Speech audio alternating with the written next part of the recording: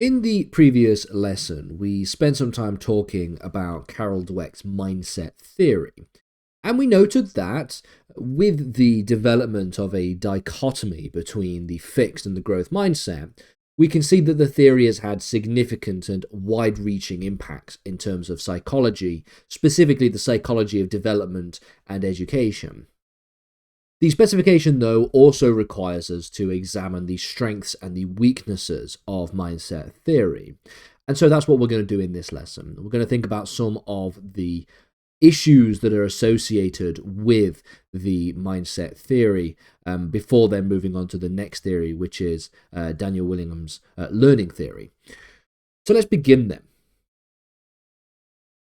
Arguably, one of the most common criticisms that is faced with Dweck's mindset theory is just the fact that it is oversimplifying the way in which the human cognition takes place.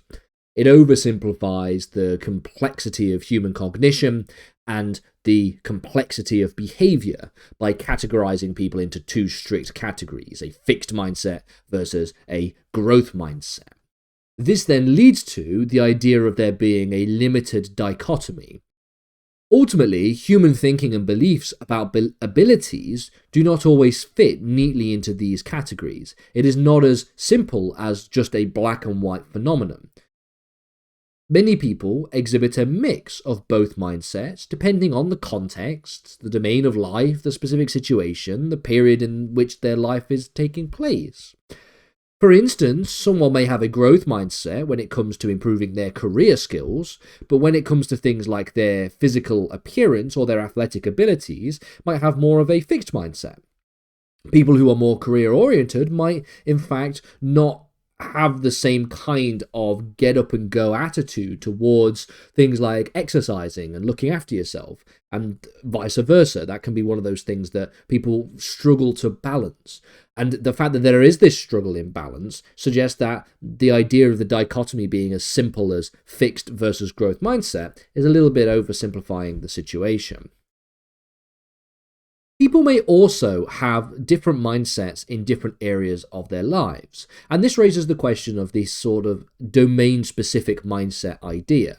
So, for example, a person might believe that intelligence can be developed in academic subjects, but think that artistic talent is fixed and unchangeable. Now, this nuance, that may or may not be true, but nevertheless this nuance itself cannot be fully captured by the binary classification of mindset. It has to incorporate another idea associated with it being less of a simple dichotomy.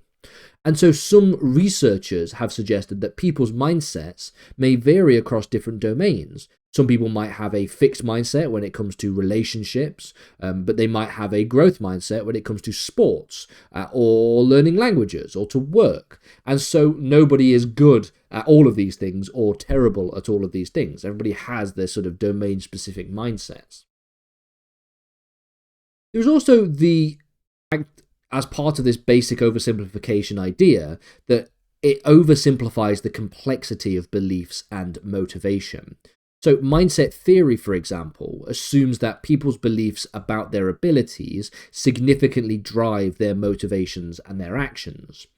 But motivation itself is a complex construct that is influenced by a whole host of different factors: goals, values, intrinsic versus extrinsic motivation, emotions, social influences, etc., etc. And so the mindset theory might downplay other variables that shape this behavior, such as personality traits, the idea of somebody being more optimistic versus more pessimistic, the idea of having more self-control over certain situations. Environmental factors, things like the amount of support you got from school as a teacher, or by teachers, should I say, or social encouragement. That can also influence the way in which you have complexity of beliefs, or just broader societal structures, or even socioeconomic conditions, things like being born into a poverty versus being born into relative affluence. There is a distinction there. People's mindsets also probably aren't fixed. They're probably fluid in some kind of way. They can evolve and they can change over time, and this change is probably based on things like experiences, feedback, and reflection about life more generally. The theory itself, though, suggests that a growth mindset leads to better outcomes, but some people in practice might suggest that people's beliefs can fluctuate just depending on the circumstances, depending on the setbacks or the successes. And this leads to an idea that is more fluid, the fluidity of mindsets, which complicates the idea that we have a sort of fixed growth versus fixed mindset as a sort of stable long-term trait. There is also the fact that some have argued that the mindset theory misapplies or at least overemphasizes the role of effort in the process. So the overemphasis on effort can be seen in sort of two general categories. The first is this idea of the effort alone fallacy. One of the primary tenets of growth mindset theory is the belief that intelligence and abilities are able to be developed through effort. However, in some interpretations or applications of the theory, the emphasis on effort may unintentionally create a mindset which focuses completely and solely on hard work, without consideration of other factors, such as the importance of being strategic, being knowledgeable, and having broader support systems. This leads to an effort alone fallacy, where people believe that you can just achieve anything if you just put enough effort into it. And then the counter example, or at least the counterfactual, then becomes the case where if somebody is not succeeding in life, then people's assumptions are that they are not putting enough effort into the process, rather than potentially looking at external socioeconomic, external factors about support systems, knowledge, and the importance of strategic thinking. Now, while effort is important, the effort alone fallacy doesn't suggest that effort is not an important characteristic. It just maybe suggests that effort alone is not the only way that we measure these things. The idea of working smarter, not harder, is also seen as essential for success. A simple focus on effort might encourage people to engage in repeated practices without understanding whether those practices are the most effective approach. For instance, working hard on a task that isn't aligned with one's strengths, resources, or goals might not necessarily lead to improvement in the kind of way that the mindset growth theory suggests. Without attention to strategy, a growth mindset could inadvertently encourage inefficient practices and fail to result in meaningful conclusions. We can also see that there might be a misinterpretation of feedback. The mindset theory advocates the importance of embracing challenges and also learning from failures. That's the general gist of what mindset theory tells us. And while this is generally a positive attribute and a positive attitude towards challenges and complexities, it can be misinterpreted. If students or employees continually work harder without clear feedback on how to improve or what strategies to adopt, they might persist in ineffective practices. Simply promoting effort without guidance on how to improve can often lead to frustration and burnout, and often lead to people being very pessimistic about their abilities to achieve the goals that they wish. It might not be that they are unable to achieve their goals. They might just be not working in a way that is conducive to good feedback. We can also think about the way in which focus takes place. The focus on growth versus the focus on outcome-oriented goals. So a focus solely on growth and effort can lead individuals to become more focused on process goals. So things like the effort or learning a skill at the expense of outcome goals, achieving a specific milestone. So learning a skill is what you're doing right now, watching this video, watching this lesson. You are learning psychology. You are learning psychology to a GCSE level. That is the sort of process and effort of learning a skill. But you also have to couple that goal with the outcome goal, achieving a certain grade, whether or not you want to get a 7 or an 8 in GCSE psychology, depending on how proficient you are at this particular subject. Now, while both are important, no one's going to suggest that they're not, outcome goals provide direction, whereas process goals help to maintain motivation. So if you want to learn a language, the process of learning a language is a process goal, but you can also attach outcome-oriented goals to learning a language. You might say, for example, I want to learn a language to the level of being able to have a basic conversation, and I want to do so by next year. I want a year's time to do it. That is a process in terms of your learning a language, but you've attached to it a specific goal. The specific goal is to try and be able to achieve having a basic conversation in a different language. You could say again, I want to learn A-level maths or GCSE maths. Now that is a process. You're learning a skill. You'll be learning mathematics. But then you might say, well, I want to get an A star, or I want to get a 9 or whatever in GCSE maths. That is the outcome-oriented goal. While mindset theory focuses on individual beliefs and behaviors, it may also tend to downplay the role that external factors might influence outcome.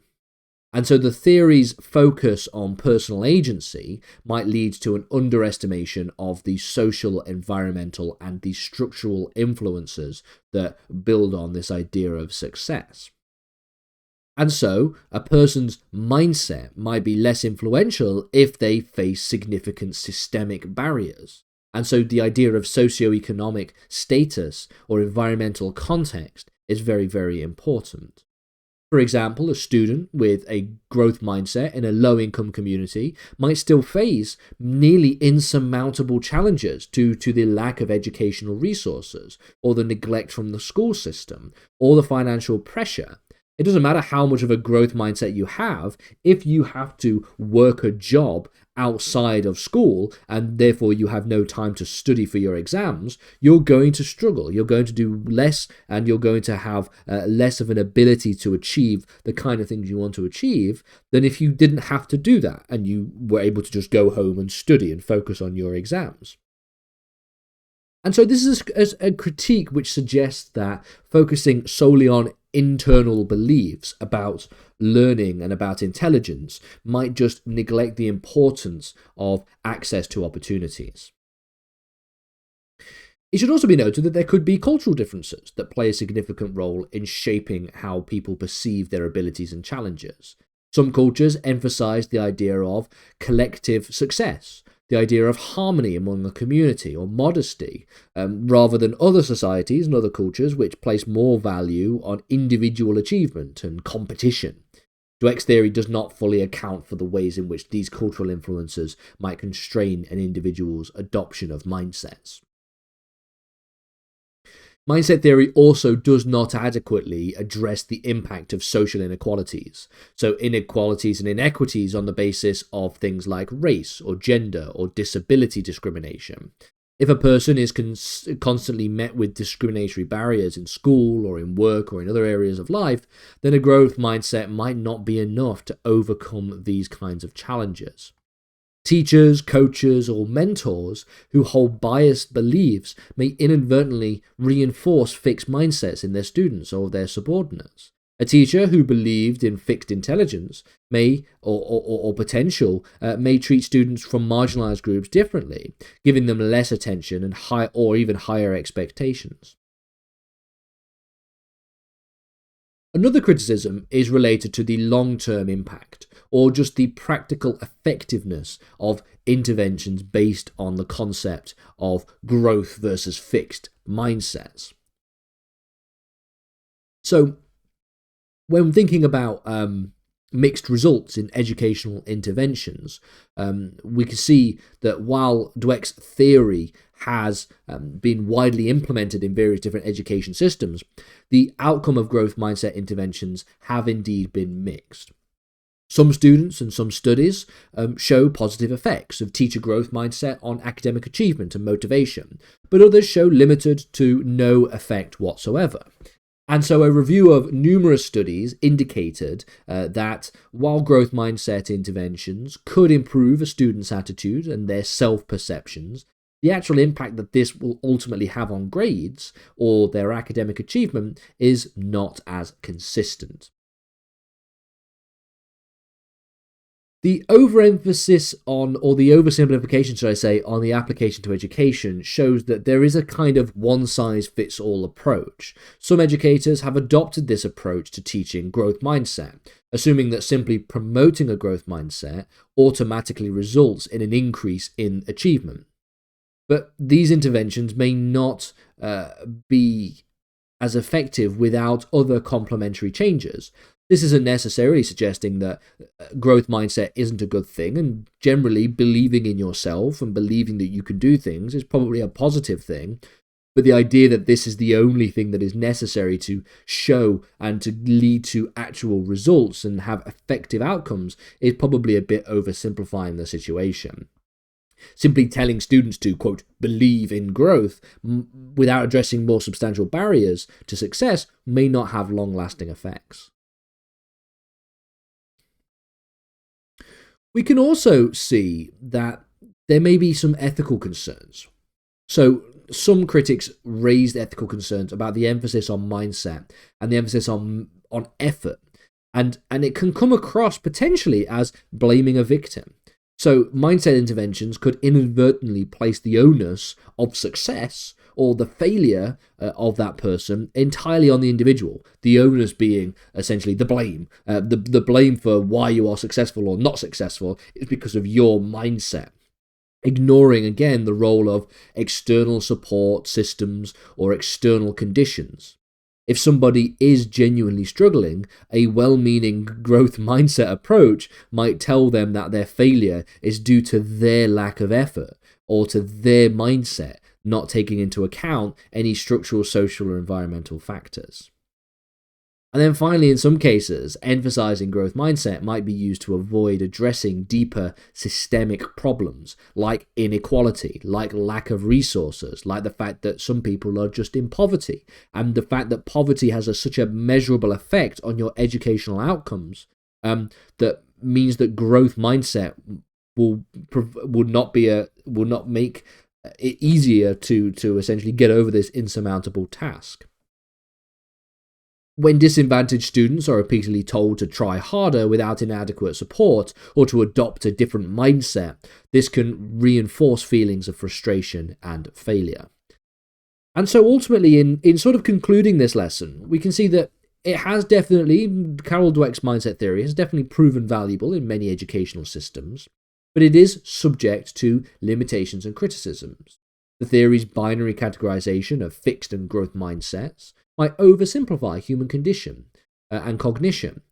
It might emphasize, and the emphasis, should I say, on low effort alone, sometimes can overshadow other important factors, such as environmental influences or socioeconomic influences.